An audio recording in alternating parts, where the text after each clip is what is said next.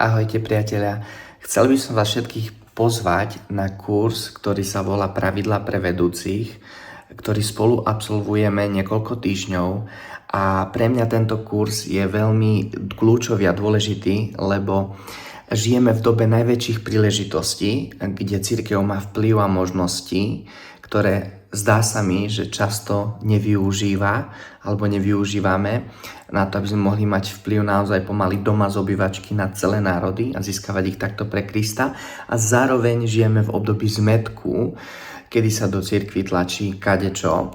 A je veľmi vzácne v tomto celom sa zorientovať, študovať biblické príklady vedúcich a ako vyzerá vodcovstvo v Biblii a zároveň pozrieť sa na dôraz rôznych služobností ako kľúč pre prvok kresťanského vedenia.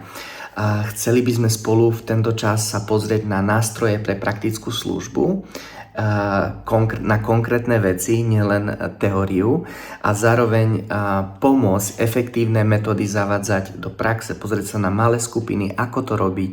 A to sú všetko veci, ktoré sú ideálne pre ľudí, ktorí cítia povolanie do služby, aby som vás chcel všetkých srdečne pozvať, že by sme spolu tento kurz absolvovali a pozreli sa takto spolu, ako sa dať Bohu do rúk, ako naše tela, ako živú obeť, preto aby naše životy mohli mať dopad na cirkev, na našu rodinu, na naše okolie a všetko nech to je na slávu Kristovu.